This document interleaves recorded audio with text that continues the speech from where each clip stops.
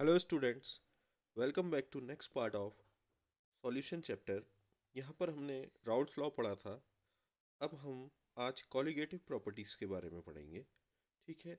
और पहली colligative property का डेरिवेशन भी करेंगे। लेकिन उससे पहले आप लोग चैनल को सब्सक्राइब, लाइक ज़रूर करें और शेयर ज़रूर करें, ठीक है। चलिए स्टार्ट करते हैं। Colligative property, clear. ये हमारे पास है कॉलिगेटिव प्रॉपर्टी। कॉलिगेटिव प्रॉपर्टी क्या होती है? सबसे पहले हमें यह समझना है कि what is colligative property. Okay, तो कॉलिगेटिव प्रॉपर्टीज वो होती हैं जो कि सॉल्यूट के पार्टिकल पे डिपेंड करती हैं, क्लियर। कॉलिगेटिव प्रॉपर्टी कौन सी होती हैं? जो कि सॉल्यूट के पार्टिकल्स पे डिपेंड करती हैं। Properties that depend only on the number of solute particle, clear. Solute particle के कितने नंबर हैं उस पर डिपेंड करें, ऐसी प्रॉपर्टी को हम कॉलिगेटिव प्रॉपर्टी बोलते हैं। और हिंदी में से अणुसंख्यक गुणधर्म बोला जाता है, क्लियर।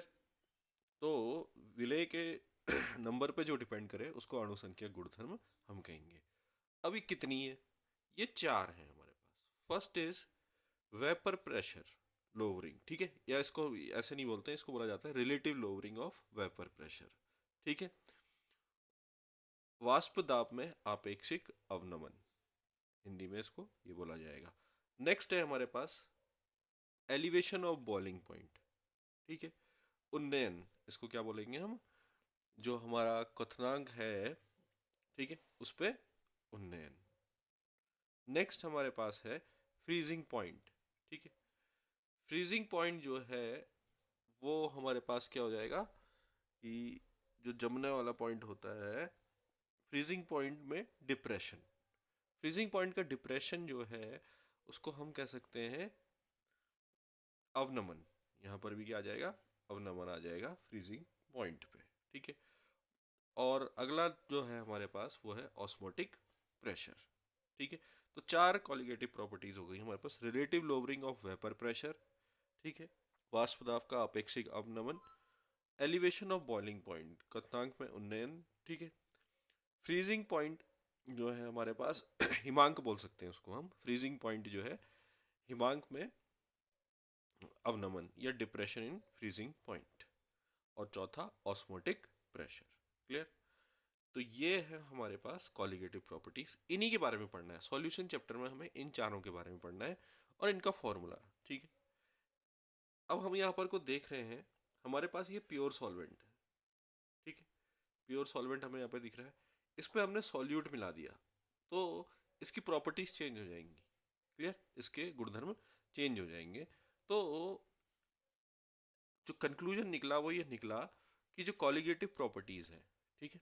कॉलिगेटिव प्रॉपर्टीज किस पे डिपेंड करती है? नंबर ऑफ सॉल्यूट, जो ये रेड वाले हैं हमारे पास यहाँ पर, नंबर ऑफ सॉल्यूट पार्टिकल्स पे, ठीक है।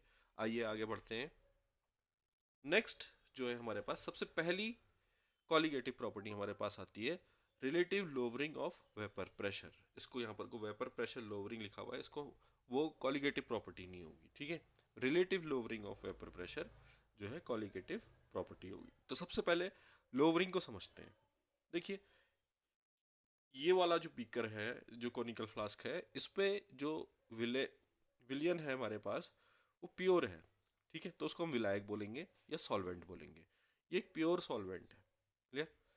प्योर सॉल्वेंट का जब वाष्प बनेगा तो वो वाष्प दाब क्या होगा? किसका होगा? प्योर सॉल्वेंट का होगा। लेकिन सपोज मैं आपको फॉर एग्जांपल इसको समझने के लिए हम कहेंगे कि अगर वाष्प दाब जो है 5 है प्योर का, ठीक है। कितना है? 5 है। और उस पर हमने सॉल्यूट मिला दिया, ये जो पिंक कलर के इस वाले में दिख रहे हैं हमें, उसमें हमने क्या मिलाया? सॉल्यूट मिलाया। अब क्या होगा? सॉल्यूट मिलाने से वाष्प जो है वो कम बनेगा। देखिए यहाँ पर को जो वाष्प है वो ज़्यादा है और यहाँ पर जो वाष्प है कम है। तो वाष्प दाब भी क्या होगा? वेपर प्रेशर भी कम हो जाएगा, क्लियर। तो सपोज वेपर प्रेशर जो है कितना हो गया? अब 4 हो गया, ठीक है। तो कितनी की कमी आई? 1 की आई। तो लोअरिंग ऑफ वेपर प्रेशर कितना हुआ? 1 हो गया, क्लियर। ये एक एग्जांपल के लिए हमें समझना था, ठीक, क्लियर। तो अब हम समझ गए होंगे यहाँ पर को कि relative lowering of vapour pressure, vapour lowering of vapour pressure क्या है, ठीक है। और relative lowering of vapour pressure क्या होता है? जब हम उसको डिवाइड कर देते हैं जो शुद्ध वाला है, ठीक है, जो प्योर है उससे ही, क्लियर। जैसे कि मैंने कहा कि जो प्योर है उसका था पी नॉट ए, ठीक है, क्लियर। और जब इसमें हमने सॉल्यूट मिलाया, इसमें हमने क्या मिलाया, सॉल्यूट मिलाया, तो कितना हो गया, तब हो गया वो पी ए, क्योंकि ये प्योर का नहीं है तो पी ए। तो P not A minus P ए क्या कहलाएगा हमारे पास, लोअरिंग ऑफ वेपर प्रेशर।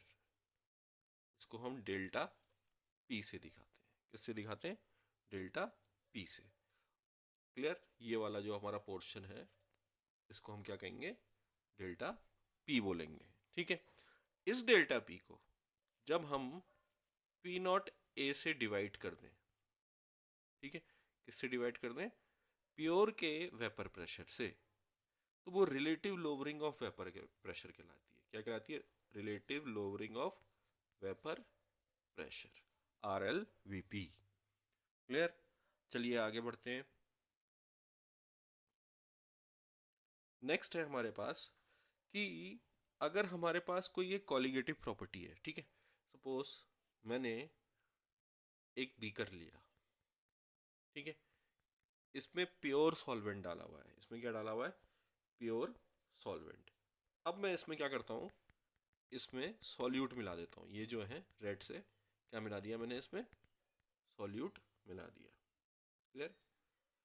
तो सॉल्यूट मिलाने पे क्या हुआ, जब हमने इसमें सॉल्यूट मिलाया तो सॉल्यूट मिलाने से जो वेपर प्रेशर है उसमें कमी आएगी, अभी हमने पढ़ लिया है, ठीक है। प्योर का जो वेपर बन रहा था वो अब क्या होगा, कम हो जाएगा। क्लियर। आई बात समझ में। तो यहाँ पर को देखेंगे ध्यान से, पहला पॉइंट कि पी नॉट हमने माना है कि वो प्योर का वेपर प्रेशर है, और प्योर पी किसका है, सॉल्यूशन का वेपर प्रेशर है। क्लियर। तो वेपर प्रेशर में जो कमी आई है वो यहाँ पर को, उसको हम डिवाइड अगर कर दें पी नॉट से, तो वो क्या कहलाएगा, एक कॉलिगेटिव प्रॉपर्टी या अणु संख्या गुणधर्म कहलाएगा। क्लियर। इसकी मदद से इसमें जो सॉल्यूट डाला गया है उसका मॉलिक्यूलर मास निकाला जा सकता है। क्लियर। जैसे सपोज मैंने इसमें चीनी मिलाई है, उससे जो है वाष्प दाब में कमी आई है, तो मैं चीनी का मॉलिक्यूलर मास निकाल सकता हूँ। क्लियर। अणु द्रव्यमान निकाल सकता हूँ। उस वो कैसे निकालेंगे, उसका डेरिवेशन, और उसके बाद उस फॉर्मूले से न्यूमेरिकल कैसे बनेंगे। क्लियर। आज हम ये पढ़ेंगे, तो आइए उसके डेरिवेशन पे चलते हैं। डेरिवेशन देखेंगे। डेरिवेशन हमारे पास है यहाँ पर को, सबसे पहला पॉइंट जो है हमें साफ दिख रहा है यहाँ पर को, ऊपर से देखेंगे। आपको इसको समझना है तो प्लीज़, अगर आप मोबाइल पे देख रहे हैं तो इसको फुल स्क्रीन पे देखें ताकि आपको सब कुछ साफ साफ दिखे। पी नॉट, यहाँ पर को पी नॉट जो है वो vapour pressure of pure solvent है। ठीक हो गया। क्लियर। पी क्या है हमारे पास, पी जो है वो सॉल्यूशन का वेपर प्रेशर है। तो लोअरिंग कितनी होगी, डेल्टा पी जो होगा वो कितना होगा, प्योर में से सॉल्यूशन वाले को घटा देंगे क्योंकि प्योर का वेपर प्रेशर ज्यादा होगा, P not A minus P A. Clear. आई बात समझ में। उसके बाद जो है ये डेल्टा पी हो गया, इसको मैं डिवाइड कर देता हूँ किससे, पी नॉट से। ठीक है।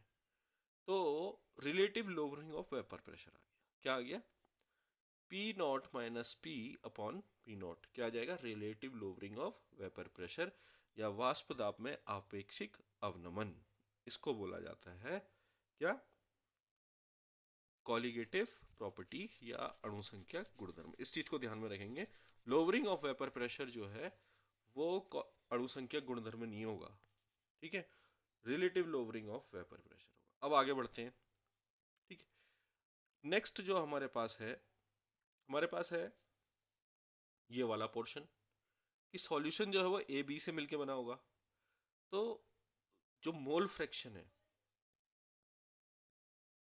ए का मोल फ्रैक्शन प्लस बी का मोल फ्रैक्शन कितना होगा, एक होगा। ठीक है।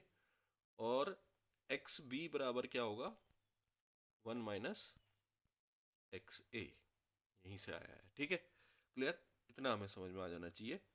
तो अब हम आगे बढ़ते हैं। ठीक। आगे बढ़ते हैं, राउल्ट का नियम जो हमने इससे पहले पढ़ा था, राउल्ट लॉ, उस पर चलते हैं। ठीक है, वहां पर से हमें अच्छे से याद है कि P A upon P not a क्या था, एक्स ए था कि नहीं था, याद है आपको? P A is equal to P not A, X से होता है, तो मैंने P A upon P not A बोल दिया। ठीक है, ये राउल्ट्स के लॉ के अकॉर्डिंग है। अब मैं एक्स ए को जो है यहाँ पर को वन में से इसको हम क्या करेंगे, इसको ये देखिए सब्सट्रैक्ट कर देंगे, घटा देंगे। तो ये वाले पोर्शन पे हमने इसको वन में से घटा दिया, तो ये आ गया one minus P A upon P not A and one minus X A. और वन माइनस एक्स ए क्या है, एक्स भी है। ठीक है, वन माइनस एक्स ए क्या है, एक्स भी है। तो मैं यहाँ पर को लिख सकता हूँ क्या, one minus P A upon P not A is equal to क्या आ जाएगा, एक्स बी, एक्स बी। ठीक है, यहाँ तक हम पहुँच गए। देखिए ये जो टिक कर रहा हूँ मैं, वन माइनस ये यहाँ तक आ गया है, सॉरी इससे नीचे ये वाले पोर्शन तक। ठीक है, P not A minus P A upon P not A is equal to X B. ठीक है, इसको हम जो यहाँ पर को इसको सॉल्व करके आएगा ये वाले पोर्शन को। ठीक है, कि P not A minus P A upon P not a. ठीक है, इतना समझ गए होंगे आप लोग। ठीक, आगे बढ़ते हैं। चलिए, आगे बढ़ने पे हमें यहाँ पर को दिख रहा है कि P not A minus P ए क्या है, डेल्टा पी है। पहले भी डिस्कस कर चुके हैं हम, डेल्टा पी है। Delta P upon P not A हो जाएगा। ठीक है, इजिकल टू क्या होगा, एक्स बी है। एक्स बी क्या होता है, N B upon N B plus